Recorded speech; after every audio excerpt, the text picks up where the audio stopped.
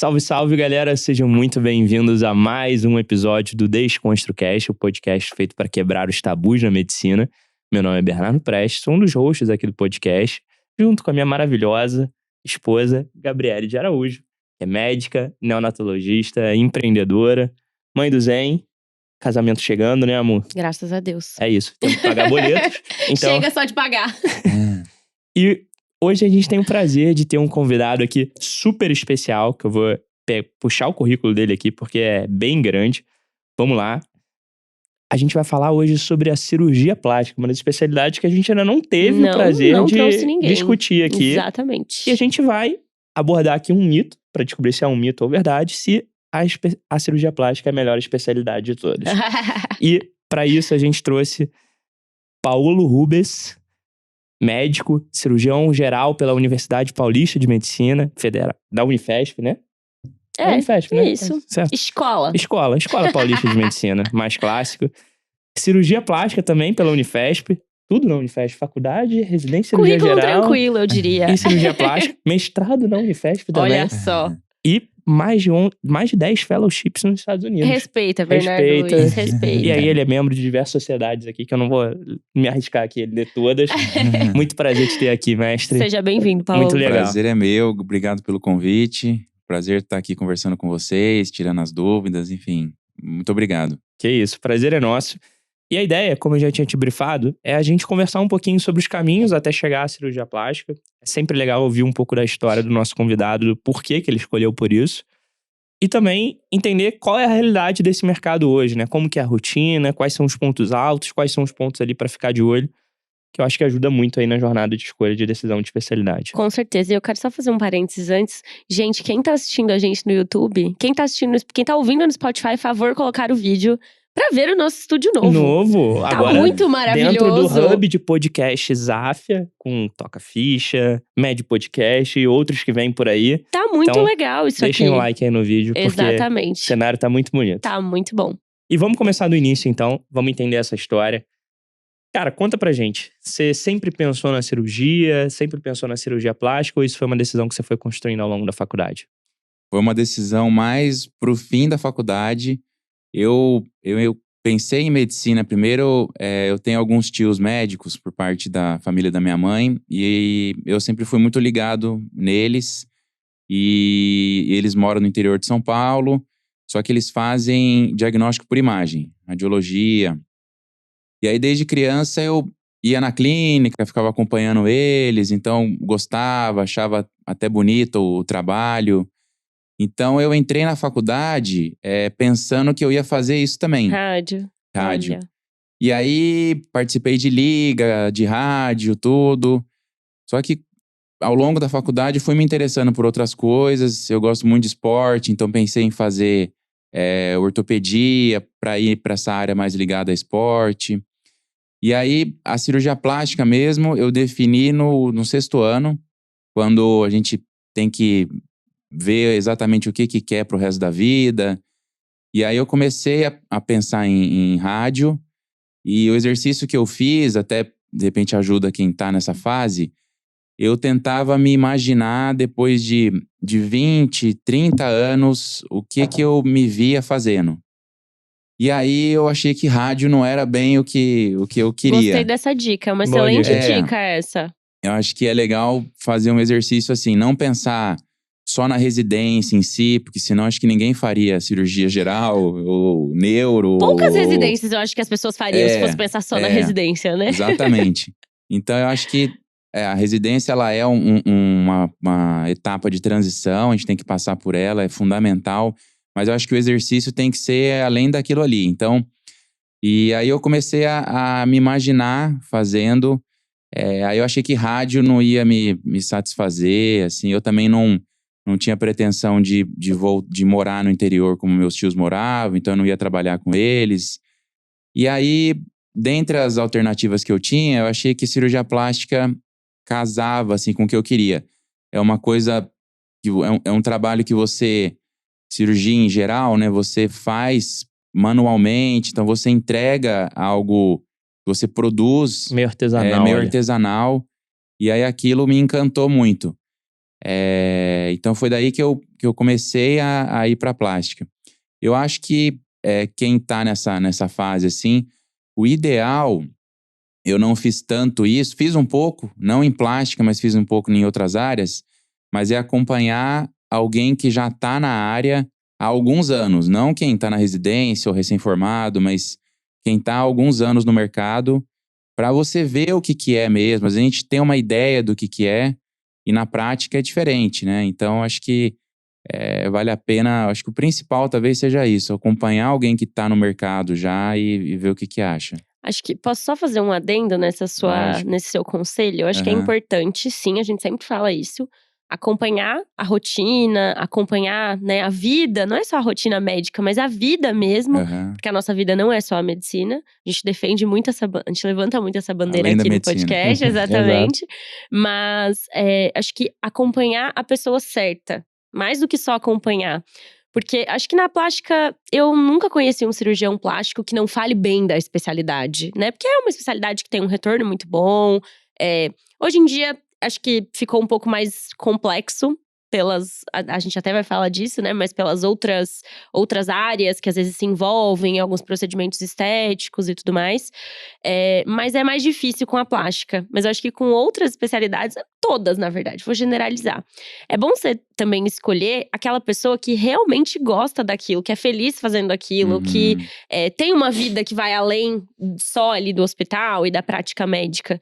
Então, a gente sempre dá esse conselho, porque às vezes você escolhe uma pessoa, às vezes a pessoa que você tem pra É, acompanhar, poxa, é uma pessoa que não tá muito feliz é, com a especialidade, ou às vezes até com a exatamente. vida dela. É, E aí você vai acabar fechando uma porta é. que, na verdade, não precisaria estar sendo fechada. Mas Isso esse é. ponto chama atenção, né? Que essa é uma verdade. Eu acho que eu nunca conversei com um cirurgião plástico que não fosse satisfeito Pois com a é, escolha. também. Então, esse é um bom sinal ali, se você se encaixa nessa área. E é legal você contar que você meio que tomou a decisão ali da cirurgia plástica, meio que até antes da decisão da cirurgia geral, né? Então já sabia que Sim, era cirurgia geral, mas que esse exatamente. caminho não ia parar ali e ia seguir É, pra plástica. é. Quando eu entrei na cirurgia geral, eu tinha a cabeça também de que eu queria plástica. E durante a residência, e eu acho que é a segunda dica que eu queria dar aqui, você, normalmente nas grandes residências, principalmente aqui em São Paulo, você vai rotacionar aí nas principais subespecialidades da cirurgia. E aí vai com a cabeça aberta, porque nisso eu conheci um pouco mais da plástica, e eu concordo com tudo que você falou, a plástica é uma baita especialidade, super artesanal, é algo que você tem ali até uma questão de artística ali, né, durante a cirurgia e tudo mais. Só que eu não me conectei com o perfil de paciente. Eu não Uhum. me vi ali, tipo, Isso cara, eu achei é um pouco importante, complexo a relação com o é. paciente, a questão de expectativa versus resultado. Então aquilo ali enquanto algumas pessoas se encantam com isso, outras se afastam. E naquele momento eu me afastei, conheci a Uro. A Uro é um perfil bem diferente, né? Muito mais dinâmico, muito mais rápido, vamos dizer assim, os procedimentos, a recuperação pós-operatório, você consegue ali fazer cirurgias em talvez 30 minutos, minimamente invasivas. E ali eu gostei daquilo ali, eu gostei dessa velocidade, da interface clínica cirúrgica. Então, acho que uma outra coisa super importante, principalmente para as áreas que você vai ter que fazer uma sub, é ir com a cabeça aberta para residência para você não se fechar ali durante o caminho. Uhum. Só umas coisas assim que eu queria comentar. Eu acho que isso é importante, de você escolher as pessoas para você acompanhar. Isso é fundamental. Porque em qualquer área da vida, qualquer profissão, vai ter gente frustrada, vai ter gente que ama aquilo e gosta. Então, acho que é legal você escolher pessoas que você admira e que estão bem na área, são bem-sucedidas. Porque se você for acompanhar alguém que não tá bem, que tá frustrado, você não vai escolher nada, não vai fazer Exato. nada. Então, acho que isso é importante. Outra coisa, assim, que você falou da cirurgia geral, que a gente passa em várias áreas. Eu vou comentar uma frase que um professor… Quando eu estava na cirurgia geral, o professor titular da cirurgia cardíaca lá da escola, que toda semana a gente tinha aula de alguma especialidade. E aí ele falou uma coisa que eu nunca mais esqueci. Ele comentou assim: imagina que vocês estão num banquete e vocês podem provar de tudo que tem ali. Os pratos, todas as comidas. E aí vocês vão ter que escolher uma delas que foi mais saborosa para vocês, né, decidirem. Então é como a cirurgia geral. imagina, acho que é bem essa ideia. Venha com a cabeça aberta, prove um pouquinho de cada uma É e isso. vê qual que você gosta mais. Porque daí é aquilo que você vai fazer. Então, eu ao longo da faculdade, mais até do que aula, tem alguns professores que no meio, assim, jogavam umas frases que eu nunca mais esqueci. Então, uma delas na residência foi essa. Eu acho que… Fantástica essa analogia. Muito boa. Fantástica. Eu uso sempre a do armário. E eu acho que isso se aplica não só pra cirurgia geral, viu, Paulo? Mas pra medicina como um todo, Sim, assim, né? Eu uso sempre a analogia do armário. Você tem um armário com várias roupas de várias cores. Como você sabe qual que é a cor que fica melhor em você? Você só vai saber, de fato, quando você provar, se olhar no espelho e falar… Isso aqui é o que ficou melhor. Combinou mais com o meu tom de pele. Exatamente. E, às vezes, a cor amarela fica boa pra você e não fica boa pra mim. E tá tudo certo. O que eu tenho que saber? Eu acho que o principal, assim, já que a gente tá falando sobre especialidade, sobre acompanhar as pessoas certas… Toda a área da medicina, gente, toda profissão, na verdade… vai ter bônus e vai ter ônus. Toda. É impossível você ter um trabalho que não tenha ônus. Todo trabalho tem ônus. A gente não acorda todos os dias, nossa, que legal, vamos trabalhar, que maravilhoso. Hoje eu acordei empolgadão. Não, tem dias que você tá só, que saco. Queria ficar fazendo nada hoje, né? Enfim, acho que a gente tem que pensar nisso também, levar isso em consideração na hora de pensar na especialidade, porque acho que uma grande causa de frustração com especialidades médicas, e na verdade com qualquer profissão que a gente segue, é acreditar que de fato só vão ter momentos bons, só vão ter coisas boas naquele caminho. Não é assim, né? A realidade não é essa. E essa analogia que ele usou do banquete é muito boa, porque eu lembrei da Pri, da consulta da Pri. E a gente foi numa médica do esporte e ela faz uma pergunta, um pré-consulta, que é: se você pudesse ir pra uma, sei lá, pra uma ilha e só pudesse levar 3 alimentos. Se o mundo fosse acabar amanhã. Quais alimentos você levaria? E é um pouco disso o banquete, né? Porque pensa o seguinte: às vezes você vai provar um doce que é muito bom, mas será que você quer comer aquele doce todo dia? Exatamente. Então, tem algumas especialidades que proporcionam momentos de êxtase. Então, sei lá, vou pegar um exemplo aqui: neurocirurgia. Talvez, sei lá, uma cirurgia ali, uma craniotomia e, pô, você remover um tumor cerebral, seja incrível. E você fale, caramba, isso aqui é muito, muito fora da curva. Mas você não tem que olhar só a exceção. Você tem que olhar a rotina daquilo ali todos os dias. Exatamente. Você tá disposto a passar por isso todos os dias? Alguns estão, outros não. Então, essa analogia do banquete, ela me lembrou que tem alimentos que eles são um pouco mais enjoativos. É isso. E que talvez você não queira provar aquilo ali todos os dias. Exato. Exatamente. Eu gosto muito de esporte e… Assim, O que você pratica?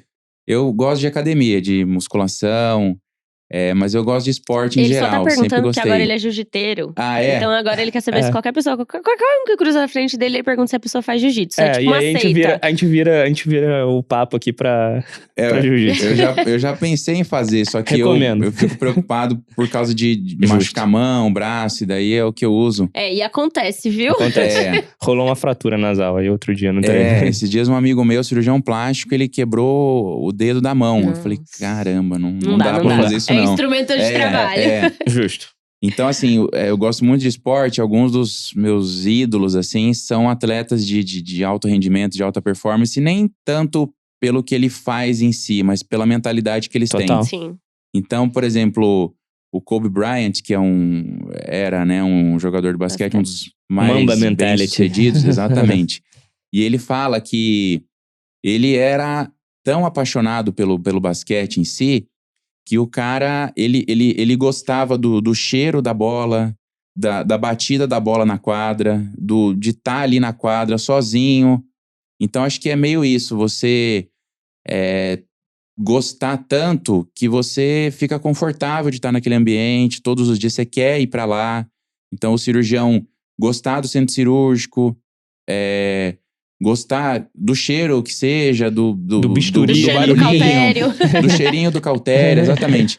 São detalhes, assim, porque você se sente bem ali, é uma coisa meio inconsciente, mas você se sente bem, você quer estar ali. E eu já falei, assim, dei aula, assim, para alguns alunos uma vez, e aí eu comentei com eles, vocês têm que tentar achar o que vocês amam. Porque gostar, medicina todo mundo gosta, senão não estaria na faculdade, mas… A especialidade não é uma coisa que você gosta, tem que ser uma coisa que você ama. Porque senão vai ser muito difícil ser bem-sucedido, você fazer isso pro resto da vida. E aí acho que aumenta a chance de frustração. Então, A minha sócia… desculpa te cortar, mas a minha sócia fala uma coisa que… É assim, a gente é pediatra, né? E pediatria é uma especialidade da medicina que passou e teve uma fase muito complicada de subvalorização, de desvalorização pelo próprio médico, pelo próprio pediatra. E ela fala uma coisa assim que acho que tem muito a ver com isso que você falou. Que é o fator mais importante para você ser bem-sucedido na sua profissão não é o quanto historicamente as pessoas têm retorno com a profissão. Porque às vezes eu posso, né, eu conheço aí cirurgiões plásticos que não têm tanto retorno, não só financeiro, mas pessoal mesmo, sabe? Né, aquele retorno da vida, assim, que só quem ama muito o que faz sabe o que é. É um agradecimento, às vezes, de um paciente, enfim. E ela sempre fala que você pode fazer qualquer coisa. Desde que você coloque amor naquilo que você faz, você vai ter retorno com aquilo. E eu acho que tem muito a ver com o que você falou, porque pra você colocar amor em alguma coisa, você tem que gostar daquilo. Você tem que amar aquilo que você faz. Senão você não consegue, né, pôr amor numa coisa que você não ama. Exatamente. E entrando em outra coisa assim, o mercado em geral, ele é um mercado que é muito competitivo, tá muito saturado em vários lugares do país. Então, se você não faz um negócio que você ama, vai ser muito difícil você ter algum destaque, porque é competitivo, tem muita gente boa, então vai ser muito difícil. Eu vou discordar de vocês e vou trazer uma polêmica aqui, mas é um discordar concordando, é só um detalhezinho. Eu ouvi outro dia um desses discursos nas universidades americanas, é muito comum eles trazerem grandes oradores ali para formaturas e esses discursos acabam rodando na internet. E eu vi um sobre justamente isso, que a sociedade, né, ela nos conta essa história de fazer o que ama, de procurar fazer o que ama, porque assim você vai ter uma vida mais próspera, você não vai sentir tanto peso do trabalho. E ele coloca uma leve pimentinha nessa história, que não é fazer o que ama, é amar o que faz. Porque fazer o que ama, o que você ama fazer? Cara, eu amo viajar, eu amo, sei lá, fazer várias coisas que, enfim, não são diretamente relacionadas ao trabalho. E talvez se eu te perguntassem com 18 anos, provavelmente você não falaria que você ama, sei lá, fazer uma ritidoplastia ali. Você não saberia que você gosta daquilo. Você não saberia que você gosta de ressuscitar um recém-nascido ali na sala de parto. Então, é encontrar o prazer na rotina que aquela especialidade te permite. E não ficar nesse ideal de que, pô, eu amo algumas coisas aqui da minha vida cotidiana, mas existem vários prazeres ali dentro da profissão que você, a partir do momento que você vai descobrindo aquelas rotinas, você percebe que, cara, aquilo ali total se encaixa com você. É que a gente tem uma visão muito romantizada sobre o que é amar a profissão. Quando a gente fala amar a profissão, eu acho que é você aprender a ter joy, a ter… Me ajuda?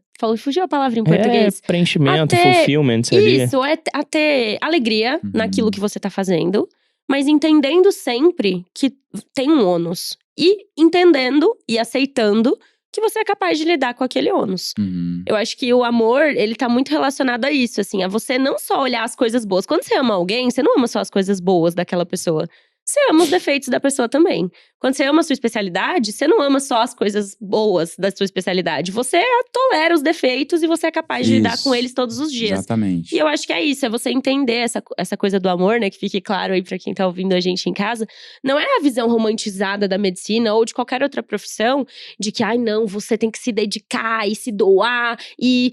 vai ser tudo maravilhoso. E abrir mão de todo o resto, né? Exato, porque é a mesma história que a gente tem quando a gente fala de amor mesmo, de casal. Não existe, gente. Você nunca vai encontrar um príncipe encantado, lindo, perfeito, sem defeitos, que vai entrar pela sua porta.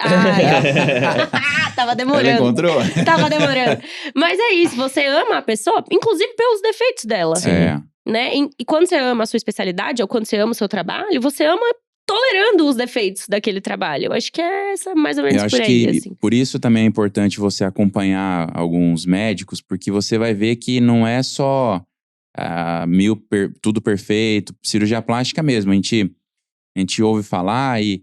cirurgia plástica, beleza, é só as pessoas alegres, e não sei o que, se embelezando, glamour, E não dinheiro, é assim, né? não sei o que.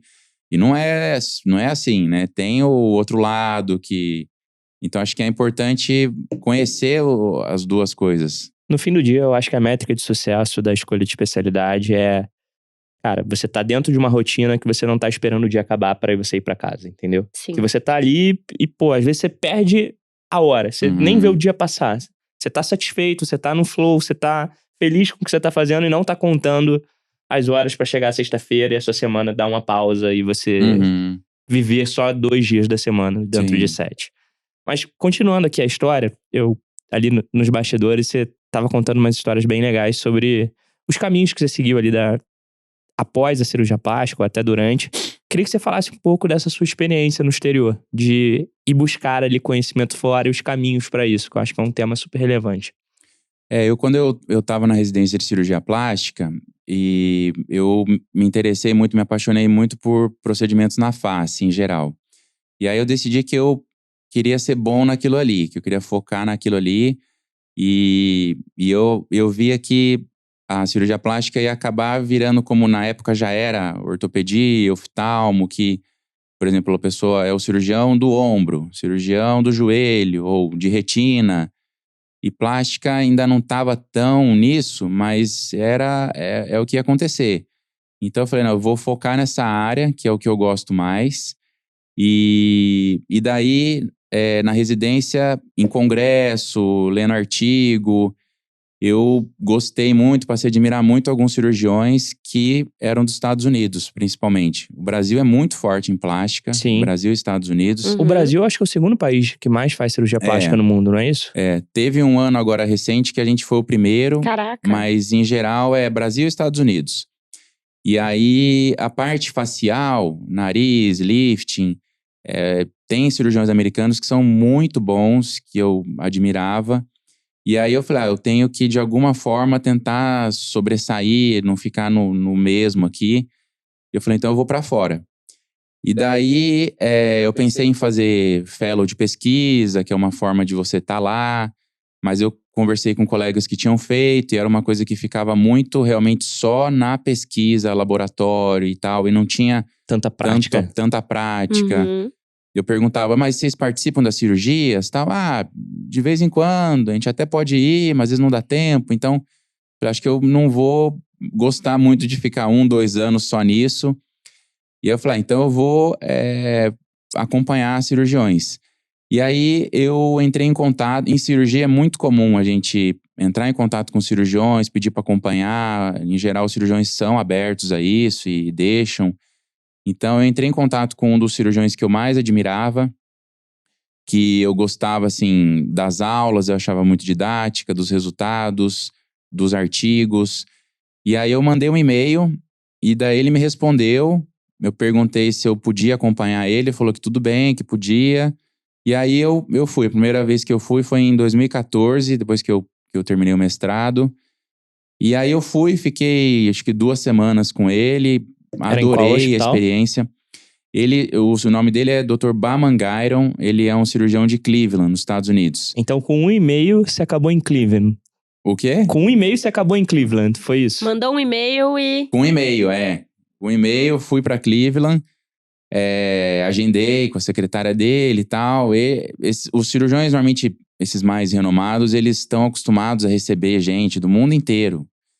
Então, e aí eu fui, fiquei acho que 2 semanas, me apaixonei, assim, tecnicamente, era um cara muito diferenciado, é o cirurgião melhor cirurgião que eu já vi, assim, na especialidade, operando, é uma coisa tecnicamente bonita de ver.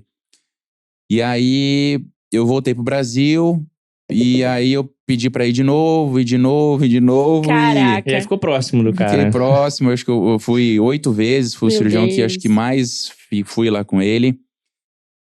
Acho que dei um pouco de sorte também, porque às vezes, né? E aí…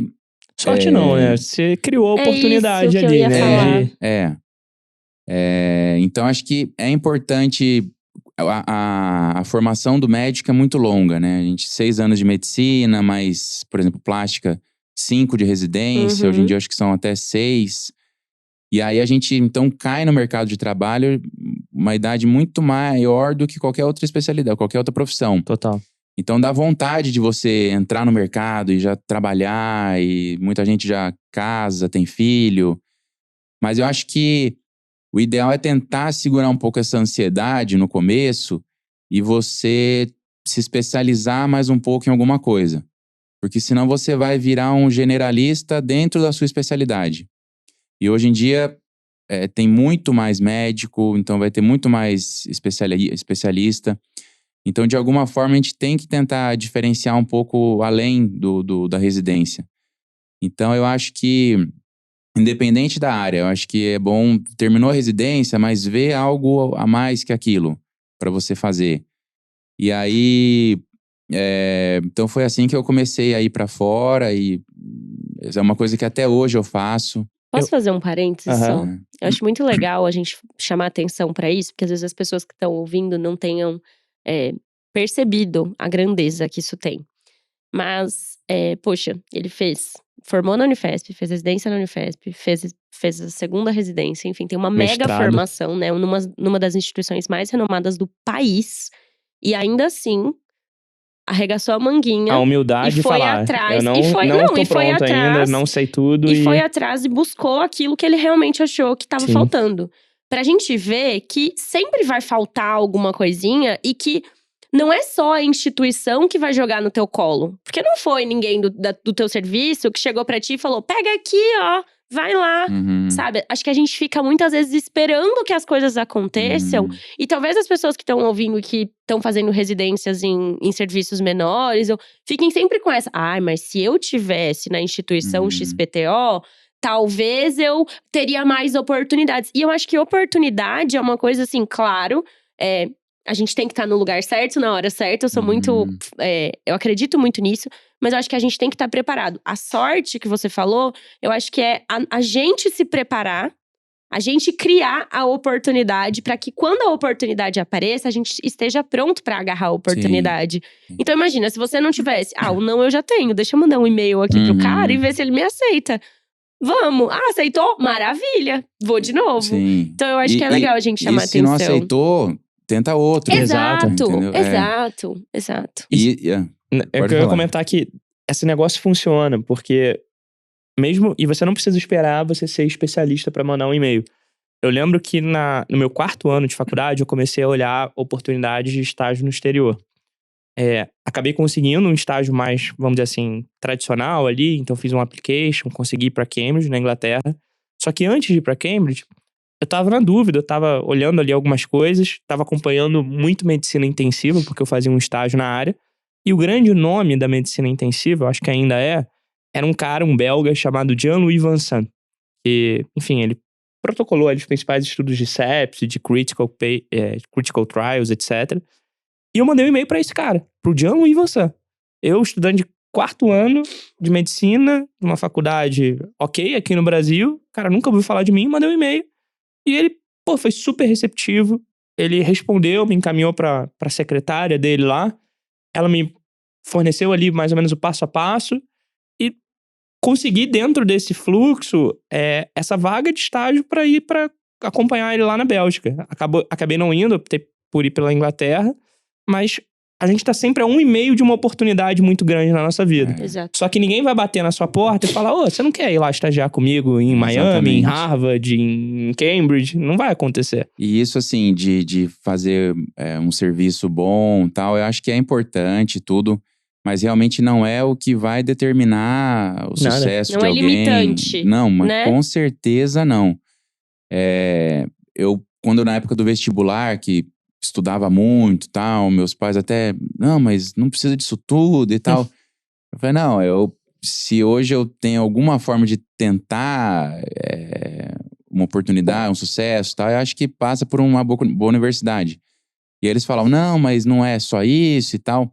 E hoje eu vejo, assim, realmente é importante, mas eu acho que é uma coisa mais da pessoa também ir atrás. Tem um monte de gente que fez Unifesp, que fez USP, e que às vezes não, na prática, na vida, não foi tão pra frente. E outros que fizeram faculdades, residências, que não tem tanto renome, mas que se deram super bem. Então, eu acho que fazer um serviço bom reflete um pouco da dedicação da pessoa, Claro. mas não é determinante. Com certeza não é. E algumas pessoas usam isso, inclusive, como a bengala do mal, né? É. Porque, às vezes, você tem ali, formado por uma grande instituição, e você perde um pouco a humildade de saber o que você não sabe. Uhum. Tem um livro do Bob Iger, que é um grande CEO dos Estados Unidos, e ele é o atual CEO da Disney. E ele fala que a maior habilidade que ele desenvolveu ali ao longo de anos, um cara que, pô, é super fora da curva, é saber o que ele não sabe. E a partir do momento que ele sabe o que ele não sabe, ele tem a humildade de ir lá e aprender, e perguntar, e se expor, e buscar esse conhecimento. Porque a partir do momento que você julga que você já tem todo o conhecimento necessário, você fechou a porta do aprendizado. É uma armadilha, né, no fim. E falando de novo do Kobe Bryant, lá da mentalidade dele, ele tem o cerne da mentalidade dele é você todos os dias ficar melhor em alguma coisa. Então, no fim do dia, se você olhar pro que você fez no dia e você se aprimorou mais em alguma coisa, você tá no caminho. E acho que é sempre isso. Então, por isso que um serviço só não vai ser o determinante. Se você continuar se aprimorando, se você for atrás, se você for acompanhar, isso é o que vai... E tem aquela frase também, o que te trouxe ao nível, patamar que você tá hoje, não necessariamente vai te levar pro próximo. Perfeito. Então, você tem que estar sempre buscando, né? E aí, por isso que quando você gosta da coisa, isso fica mais fácil, né? É mais leve, É né? mais natural, é quase que um hobby. Eu sentar pra ler um artigo científico, pra mim é um hobby. Então, Uma todo coisa que você mês, gosta muito, né? todo fim de mês, eu entro nas revistas e já fico olhando se saiu o mês seguinte. Porque daí eu pego o que eu quero mais e é um hobby. Então, eu acho que é isso. E cada vez mais, graças a Deus, a medicina tá indo pra um lado, até voltando aí nesse assunto da formação, que é importante sim você ter uma boa formação, a gente defende isso com unhas e dentes. Mas cada vez mais a gente vê que as outras habilidades estão fazendo muita falta. E as outras habilidades a gente não aprende na faculdade, nem na residência, nem em lugar nenhum. A gente desenvolve por nós mesmos, né? E, claro, estando em ambientes, a gente defende muito isso também, mas estando em ambientes que as pessoas podem te ensinar a desenvolver essas habilidades da maneira adequada. Por que eu tô falando isso? Porque quando eu entrei na faculdade, há 11 anos atrás, meu Deus do céu, mais 11 anos atrás, quando eu entrei na faculdade, eu lembro que ainda se falava muito sobre os profissionais da minha cidade, que eram médicos, que, nossa, grandes profissionais, médicos fantásticos, mas o tato com pessoas era, assim, lamentável. Então eu lembro que ainda se discutia sobre, nossa, como é que pode, né? Por que essa pessoa trata as pessoas dessa forma? Poxa vida, um médico com uma competência técnica tão maravilhosa, com uma habilidade técnica tão boa. Hoje em dia eu acho que essa conversa é cada vez menos frequente. Porque o avanço das redes sociais e o aumento da quantidade de profissionais no mercado, eu acho que hoje em dia, o profissional, sendo bem sincera com vocês, o profissional que ele não desenvolve essas soft skills, não dura mais tanto tempo, igual durava Ser grosso não tá mais na moda, né? Não tá mais na Sim. moda. Então, tipo assim, é aquele, sabe, que trata o paciente mal, que não olha no olho, que não dá bom dia, que não pisa no chão, como diz lá na minha terra, né? O médico que não pisa no chão, que não olha no olho do paciente, que não pega na mão, não abre a porta, né? Então, eu acho que cada vez menos a gente vai ter essa conversa, porque é básico. Assim como ter uma boa formação é básico pra nós da área, pro paciente ser bem tratado, né? E conviver com um profissional que não só sabe a técnica, porque até o paciente até pode chegar até você, falando de um cirurgião, ele pode até chegar até você por uma indicação, porque você é bom tecnicamente. Mas se você não for bom nessas habilidades não técnicas, uma boa pessoa, ele não vai continuar com você. Acho porque que tem daí, várias opções no mercado hoje. Exatamente. Hoje em dia tem muito mais profissional, tem muita gente boa. Então, acho que daí entra até um pouco o papel de rede social, de comunicação, né? Porque hoje em dia são formas de você já conhecer um pouco o profissional que você vai buscar, ver se você tem alguma empatia, se conectar. E o profissional que não usa isso, vai ser mais difícil a carreira dele, porque quando a gente recebe uma indicação, hoje em dia eu brinco que hoje em dia a gente não pede mais cartão, a gente pede o O Instagram. O arroba. Mas é isso mesmo. E é a primeira coisa que você vai olhar, mas deixa eu ver quem que é esse médico e tal. Deixa eu ver o que ele faz, o deixa eu que ver ele come, se ele tem, enfim, como que é a vida dele, né? E aí, se você tem uma indicação de 2 médicos, um tem a rede social e o outro não tem, você vai no que tem. Exato. O outro você não conhece. Não, mas é muito bom. Tá, mas não vi, não tem nada Não e sei tal. nem o rosto da pessoa, o Não que eu tô sei, esperando, o que né? Exatamente. E isso é uma dúvida que surge muito ali. Eu lembro que a gente tinha algumas conversas na residência de cirurgia geral, pensando nos caminhos, cirurgia plástica, não sei o quê. E existe um receio, né, em relação a essa inserção dentro do mercado de trabalho de cirurgia plástica, né? Pô, como é que vão ser ali os primeiros anos? Será que eu vou ter que ficar dando plantão como cirurgião geral? Queria que você falasse um pouco dessa realidade, como que você enxerga isso hoje, e como que foi pra você ali essa inserção. Tá. Eu acho assim, a residência, a gente se forma, por mais que a gente faça um bom serviço, mas você cai no mercado de trabalho um pouco cru, independente de onde você fez. Então, e a responsabilidade que você tem numa cirurgia é muito grande, né? Então, Total. eu acho que é muito importante você acompanhar outros cirurgiões da área, para você aprender mesmo. Você vai lá. Você curvar, né? Exatamente. Eu fiz muito isso, mesmo aqui no Brasil. Você vai lá, você não vai ganhar nada, você vai ficar lá aprendendo, deixando de trabalhar, mas eu acho que isso é muito importante. Então, no início, eu acho que é importante acompanhar alguém, você meio que eleger algum mentor ou mais de um. Eu acho que no começo, pelo menos, eu tinha um emprego num serviço público que era ligado à Unifesp, então os residentes passavam com a gente. Eu acho que isso é bom também, porque você ajuda a pegar a mão, você vai... E você mantém um fluxo de cirurgia, né? Isso, Porque na residência você sai de um volume bem grande, Isso. e quando você sai no mercado de trabalho, você não vai ter aquele Exatamente. volume que você tinha, né? E por mais que você abra o seu consultório, você não vai ter muito paciente. Se for esperar só isso, então tem que ir um pouco atrás mesmo de emprego, em cirurgia, uma coisa que é muito boa é você, de repente, virar assistente ou auxiliar de outro cirurgião. Então, para quem tem essa oportunidade, é ótimo, porque você vai estar acompanhando um cirurgião mais experiente, então você vai estar ali aprendendo. Divisão de responsabilidade. E você vai ganhar por aquilo. Então, eu acho que no começo isso é importante. É difícil você sair da residência, abrir o seu consultório, não vai bombar o seu consultório e ser autossuficiente. Existe uma curva, né? As pessoas Sim. precisam colocar isso na cabeça para todas as especialidades. Existe uma curva, e eu acho que você mencionou uma coisa que é o que realmente mudou minha vida, assim. Que é você escolher as pessoas que vão estar do seu lado.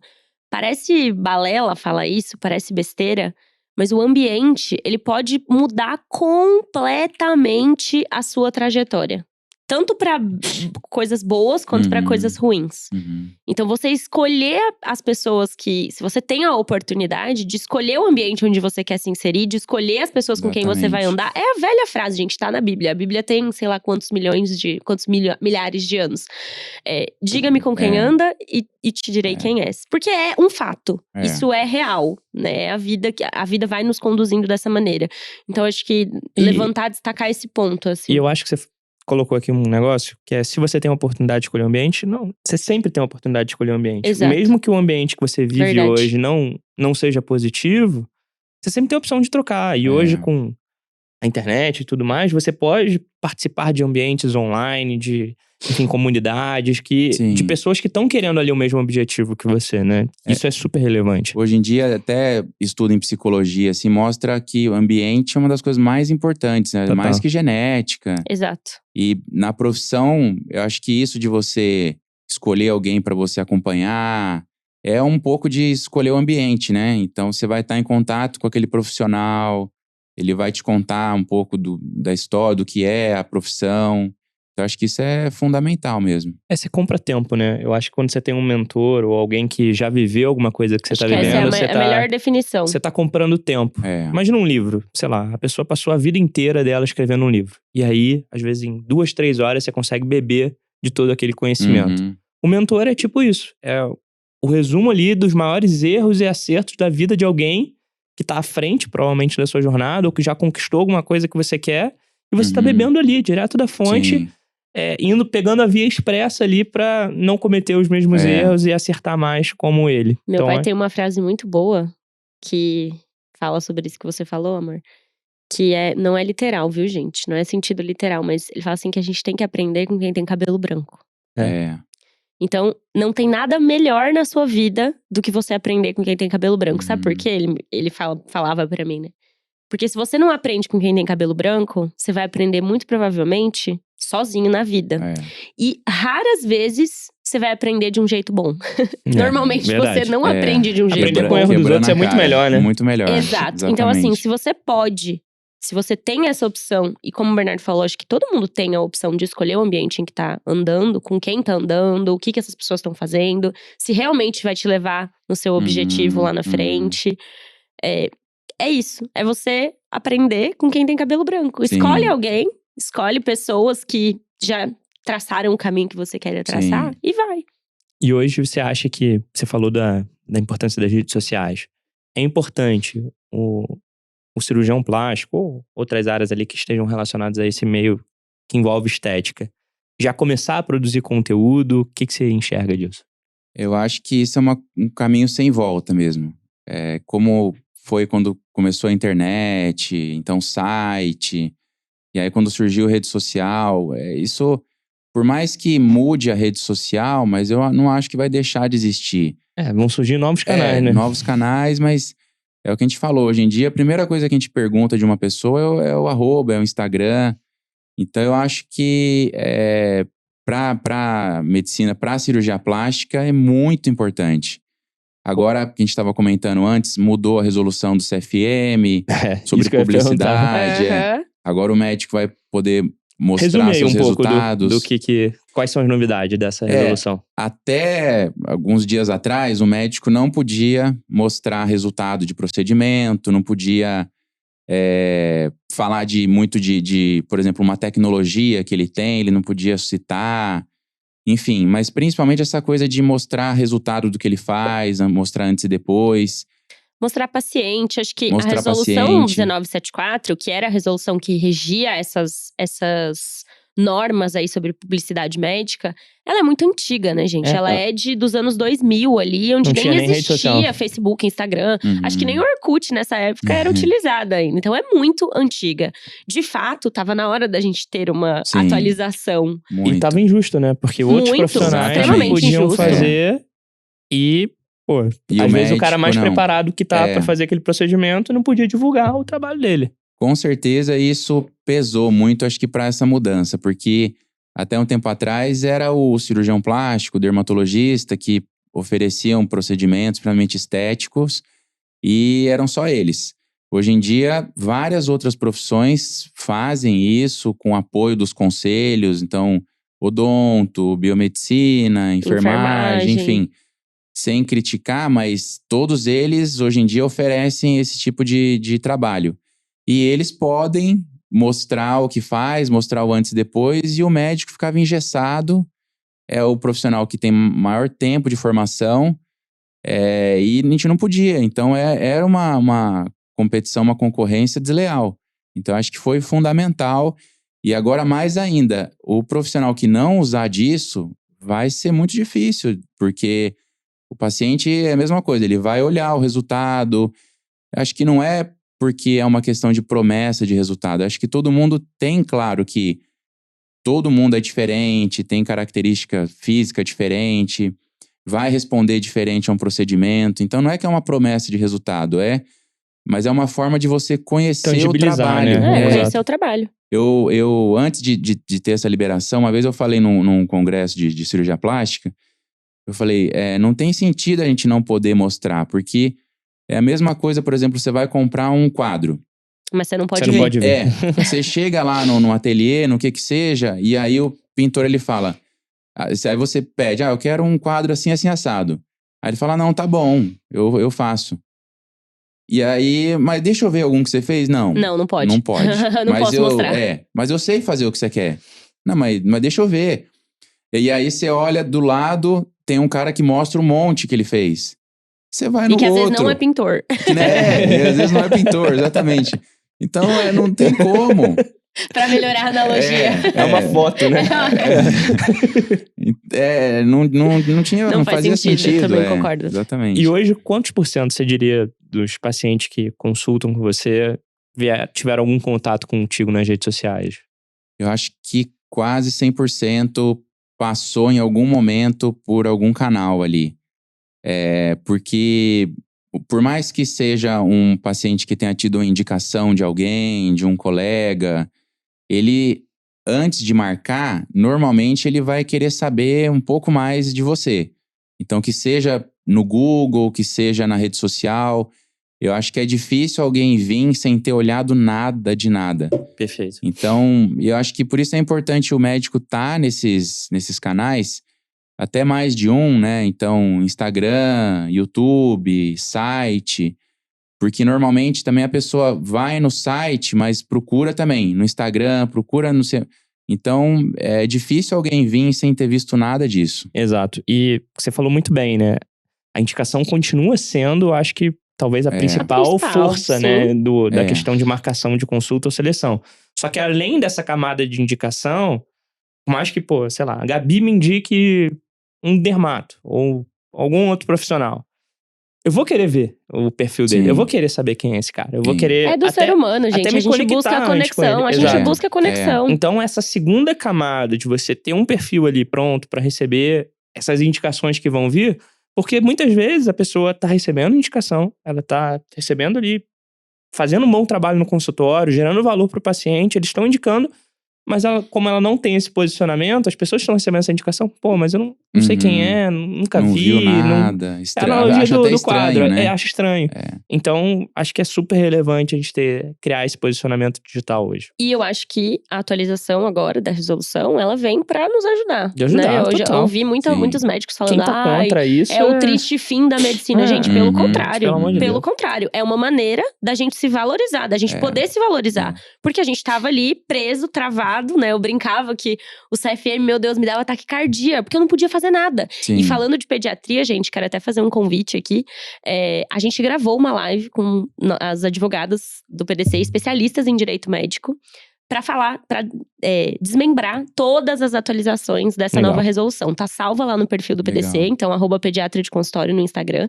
Quem não tá sabendo ainda, quem não tá por dentro, entra lá, assiste, porque tá valendo a pena. E tem uma outra coisa assim, a questão de você expor o trabalho, eu acho que isso é bom até profissionalmente, pro profissional querer ficar melhor. Total. Porque assim, você vê um amigo seu que mostra um resultado, às vezes é um resultado maravilhoso, tal. Às vezes, por exemplo, tá melhor do que você acha que é o seu. Você vai querer melhorar. Exato. Você vai, de repente, querer ir lá ver o que ele tá fazendo. Você vai discutir com ele. Pô, o que você acha disso? Porque é uma forma de você ver o que tá sendo feito no mercado e você querer buscar melhorar naquilo. Então, acho que ajuda também profissionalmente pra gente ficar melhor. Maravilhoso. Paola, e uma coisa que eu gosto de perguntar cara, faculdade de medicina, residência de cirurgia, plástica, mestrado, fellow, etc. Alguns anos aí nessa jornada. O que você sabe hoje que o Paulo na faculdade de medicina não sabia? Eu sei que é muita coisa, mas o que você poderia passar de mensagem? Às vezes, pra alguém que esteja passando, né? Agora é por essa fase aí que Pergunta você passou difícil. há alguns anos atrás. É difícil mesmo, não é fácil de responder, não. Você tinha que ter brifado ele dessa Não, pergunta. mas essa é legal quando é bem espontâneo. Bate pronto. Eu, se eu fosse voltar atrás, eu teria acompanhado mais profissional. Não ficaria só ali no universo das aulas e tal. Eu teria procurado mais Furado a profissional, bolha ali, né? furado a bolha, pra ver, pra entender mais o que é cada especialidade, não ficar só achando que a vida é a residência. Não adianta você conversar com o residente, porque residente, ele tá vivendo uma fase difícil, né? ele ainda não entrou no mercado. Eu acho que talvez, em termos de medicina em si, eu acho que eu teria acompanhado mais profissional. Muito bom, muito bom. E aí, caminhando para a reta final aqui do podcast, a gente tem duas tradições. A primeira é você recomendar um livro que fez diferença aí na sua jornada?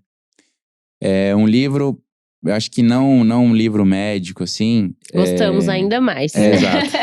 Eu gosto muito, assim, de biografia em geral, mas tem um livro que acho que muita gente já ouviu ou já leu, que é Mais Esperto que o Diabo. Que é um livro do Napoleon Hill, que é assim, ele tem vários livros, esse cara, mas esse é um livro muito bom. E logo de início, assim, tipo no prefácio, na introdução, tem um texto dele que eu acho que é fantástico, assim, que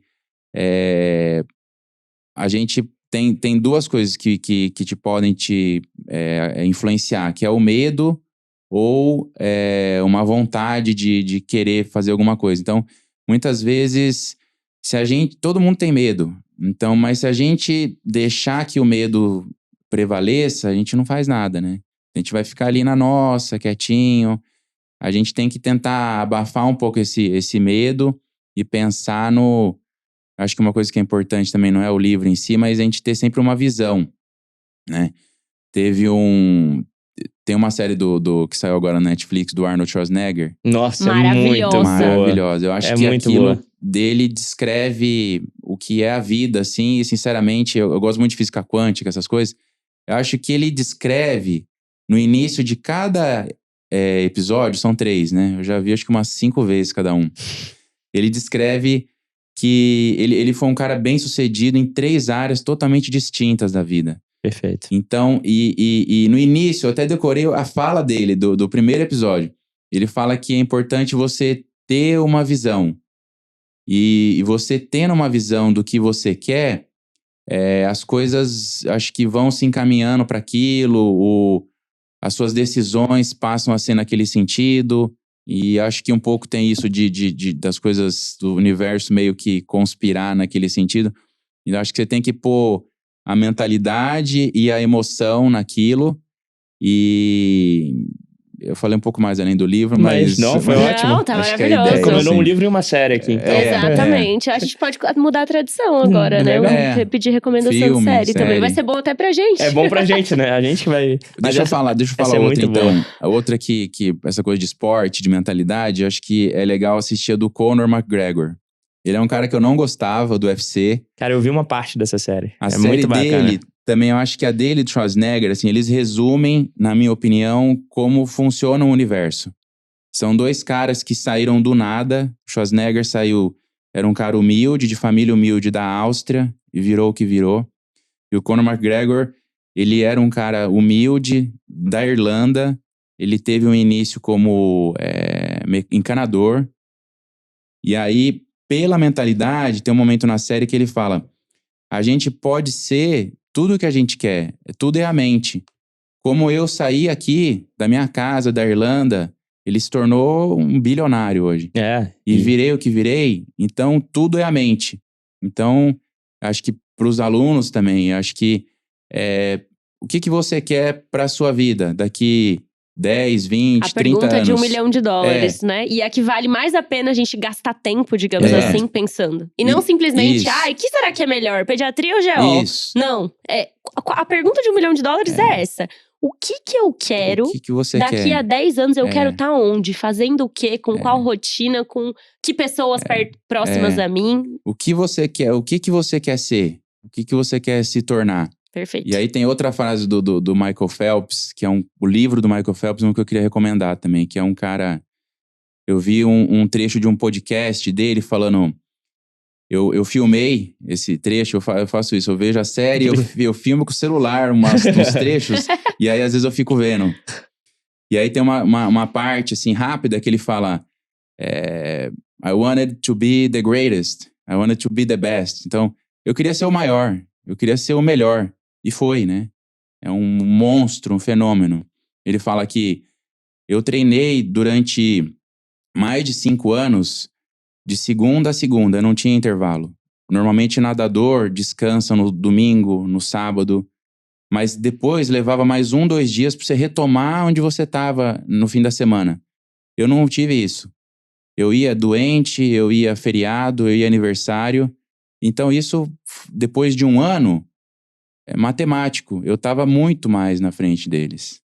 É a lei dos grandes números, né, cara? Você conhecer o seu porquê. Quando você conhece o seu porquê, quando você sabe por que você tá fazendo o que você tá fazendo… Você enfrenta qualquer Você vai enfrentando tudo que aparece e você escolhe, você sabe quais as batalhas que você precisa enfrentar. Você não fica naquele dilema, né? E eu tive um devaneio aqui enquanto você falava da série do Schwarzenegger, porque a gente gostou muito dessa série. A gente viu também lá em ama. Milagres, lembra? A gente ama essas séries que contam sobre a vida de grandes personalidades, né? E uma coisa que você tava contando aqui, né, em partes ali da série, eu acho que se a gente pudesse resumir o que aconteceu com o Schwarzenegger, foi… Ele pensou à frente, ele tinha uma visão, como ele mesmo fala. Ele olhou lá pra frente, ele sabia onde ele queria chegar. Ele buscou ferramentas, meios pra chegar naquilo. Ele saiu da cidade dele, ele elegeu mentores, ele elegeu pessoas, ele escolheu o ambiente dele. E eu acho que o principal, assim, ele teve uma coisa chamada autorresponsabilidade.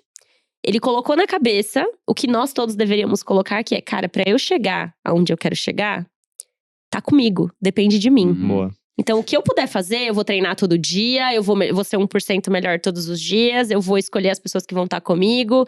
Enfim, eu vou ficar desconfortável, porque em vários momentos, né, ele participou, ele perdeu. Ele foi aquele primeiro mentor dele… Ele apanhou do cara várias vezes, no sentido de perdeu mesmo, né? Se sentiu pior. E ainda assim, ele conhecia o porquê dele. Então, ele seguiu. E assim, acho que é isso. Você saber o que você quer, ter clareza dessa visão do que você quer. E independente do que vão falar, porque vão criticar, vão falar, vão desestimular muitas vezes. E tem um trecho da série que quando ele deixou de ser fisiculturista, ele quis ser ator. E aí ele falou que o primeiro filme que ele fez foi um fiasco. Uma coisa horrorosa, ele não falava direito, travado e tal. O inglês que era péssimo. Horrível. E daí ele falou, depois daquele filme, eu fiquei 5 anos sem receber nenhum convite. Aí o cara pergunta, e por que você não desistiu? Porque a minha visão não era desistir. A minha visão era continuar. E deu no que deu, né? Essa série é muito boa. Nossa, adorei esse devaneio que a gente teve aqui no final. Daqui a pouco a gente chamar ele pra fazer a parte 2 aqui, só pra gente citar grandes séries e grandes livros. Estendi demais aí. Não, foi a ótimo. melhor parte. Cara, e uma outra tradição que a gente tem é também pedir pra você indicar um convidado ou uma convidada pra gente trazer aqui pro DesconstruCast. Tem vários colegas médicos de algumas áreas que são pessoas legais e admiráveis. Tem um amigo, o Gabriel Garbato, que é um cara que eu adoro, que ele é gastrocirurgião lá da escola também.